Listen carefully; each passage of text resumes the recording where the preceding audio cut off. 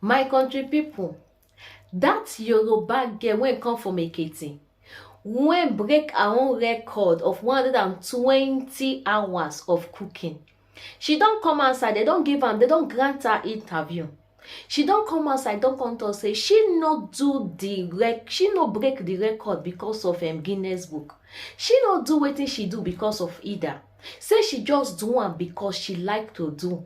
Say she do am based on say she just want make it be say she still dey participate. Say she no really dey interested in the Guinness book of record when they call am. My people, the girl don come outside though, make una hear am. She say she just do am for fun. Say she na student. Even as we dey talk now sef, say she dey go back to her school.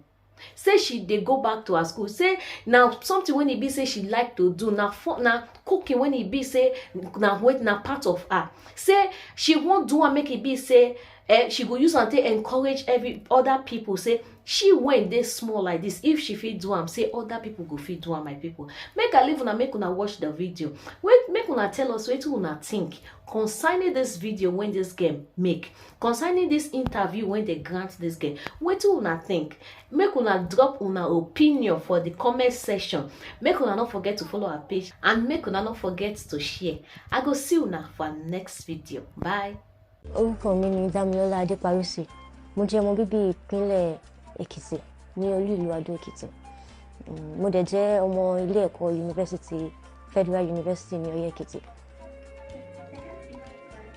Nípa ti Guinness Book of Record àti bóyá mo compete pẹ̀lú ìdábàṣe. Mo kàn ṣe nǹkan tó máa ń jẹ́ kí inú mi dùn. Nǹkan tí mo máa ń enjoy tó máa ń dùn mọ́ mi inú tí n bá ń ṣe is cooking. Guinness Book of Record kò sí nínú èròǹgbà kan mi pé kinní kan because I'm not doing it. Mo ṣe pé kí Guinness of Record kan lè mọ̀ mi.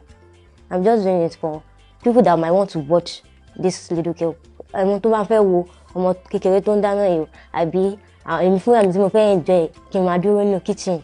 Something I did it. Mo kàn ṣe fún nǹkan tí mo ṣe fún mi ní ọ̀dà Guinness of Record will want to do something.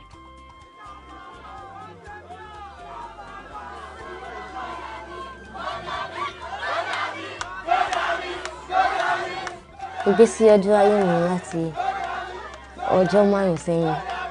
Mo lè sọ pé to me, see me is something ó dùn gan, like at least kó máa dáná tó wá ṣá máa ṣe nǹkan tó wù ẹ́, ṣá máa dáná lọ for 5 days for 120 hours. Èròǹgbà ọkàn mi ni pé kí n kàn ṣáà kó àwọn èèyàn mi jọ ká dáná fún 120 hours ká dẹ̀ enjoy ara wa ká dẹ̀ tún padà sí bí báyé máa ń live life wa tẹ́lẹ̀. Mo lè explain bóyá rí lọ́kàn because I know some people àwọn èèyàn ó máa yà wọ́n lẹ́nu bó ṣe máa yà yín náà lẹ́nu náà ló ṣe yà mí lẹ́nu because mo lè sọ pé mo lè sọ but I feel very good about that. At least I know some people love me and they are ready to back me up whatever I do.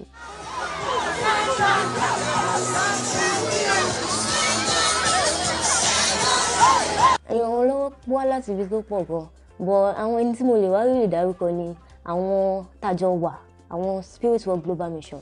Because Spirit World Global Mission is not just one person.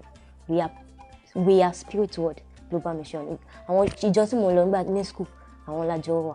Nípa ti mọ́tò tó bá gbé wá inú mi á dùn. Mo ò rí mọ́tò kankan, mi ò bẹ̀rẹ̀. Àwọn ẹ̀ máa ń sọ àròmí ààrẹ jẹ́. Mo ò rí mọ́tò, mo ò rí engine. And about traveling out, if it come, we embrace it. It's a good thing. Àwọn fún àwọn ọ̀dọ́ ni pé tó bá ti rí nǹkan tuntun tó wù wọ́n ṣe, they should not come out for criticism, maybe what other people will say or nǹkan táwọn èèyàn máa sọ, èébú tó máa bú wọn or something ẹ̀gàn tó máa jáde wá láti ibẹ̀. Just go for it. Nǹkan tó bá ti wù ẹ́ ṣe ìbí wọn ló wù ẹ́ ṣe, you enjoy it. At least you enjoy the outcome. That's all. I'm going back to my normal lifestyle. I'm a student. Mo kàn ṣeré yẹn ni. Like to me it's just like mo kàn ṣeré exercise ni. You just do some, let me just try new thing. I'm a student, so I have to go back to my studies.